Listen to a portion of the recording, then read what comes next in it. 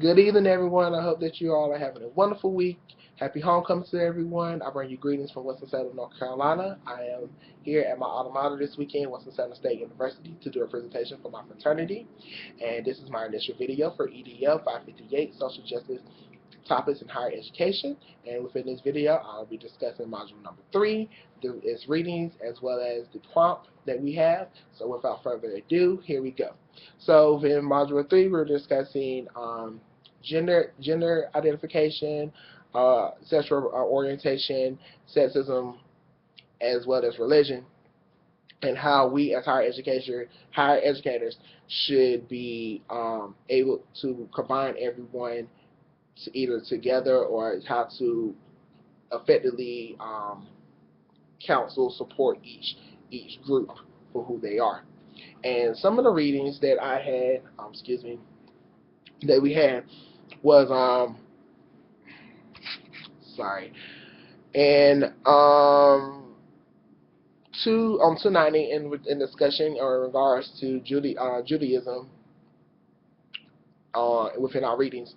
It states that Jewish is not a race, for Jews comes in all races. Jews are a multiracial people. You have Ethiopian, Indian, Chinese Jews, and they are people of every race that choose Judaism or were adopted or born into it from mixed parents. And you have sometimes Jewish people have the stereotype or that Jews are good with money. Just find that very strange, very odd, because everyone is like they are accountants, or they just overall just good with numbers and money. When you're dealing with also with I guess you could say with religion, when it comes to religion, on page 294 to 295, in discussion, in particular, a young gentleman named Adam, his or history, he's considered to be Muslim. He said at times if he found that it was difficult of him mixing religion into the world of academia. He also felt that by him being a Muslim, he is penalized for putting his religion before education, because there are certain things within his religion that he had to do, but some people within his education career was not intact, or they did not understand him in that way. And that some of the things, like in terms of certain holidays that Muslims have, the school board where he resides, they didn't understand, so they were like, you just couldn't take off for those certain holidays. And then when it comes to when it comes to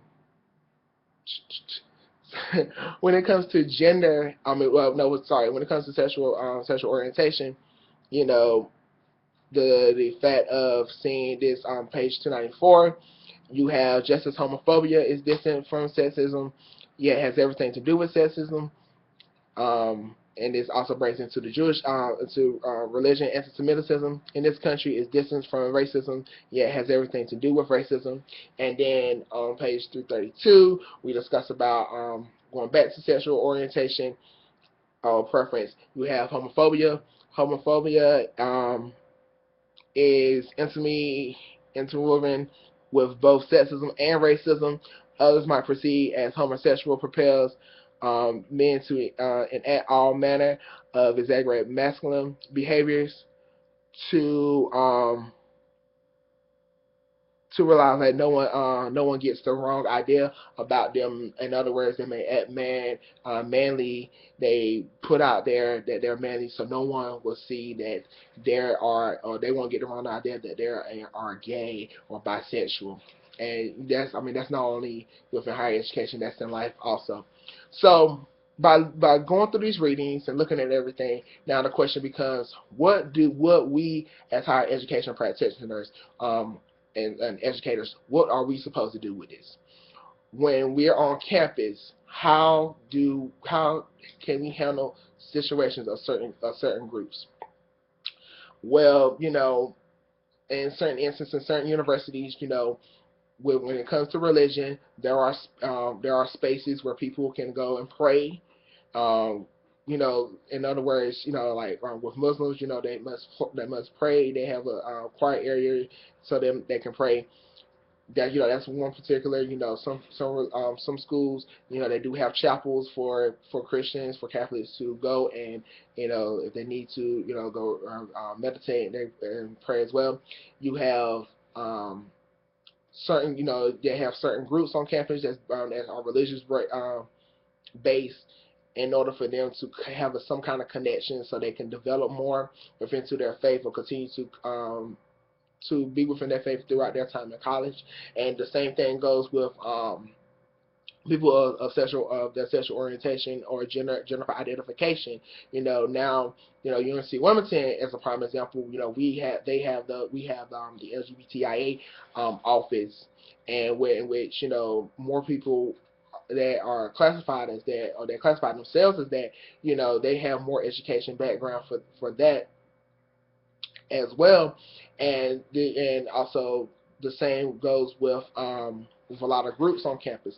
I know me personally, with me going to Western Southern State, going to HBCU, at times there was not really spaces where, you know, people can go that classify themselves as LGBTIA, other than the Gay Straight Alliance. But, you know, that's it. Where else no one really had their office, and that kind of goes in real with religion. You know, there were some religious-based organizations, and, you know, in fact, we have a whole Christian fraternity, but that's just prone to that one religion. You know, there's other people that are religious. You know, there were people that were probably Jewish, or there were people that were still or Muslim, Buddhism, or did not believe in it and practice atheism.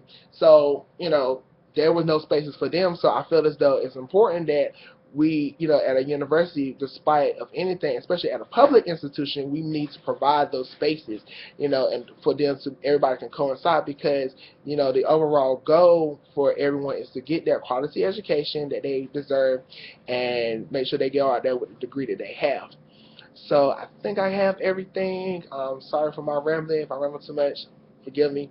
And I thank you for listening to me, and have a great weekend. Thank you so much. Goodbye.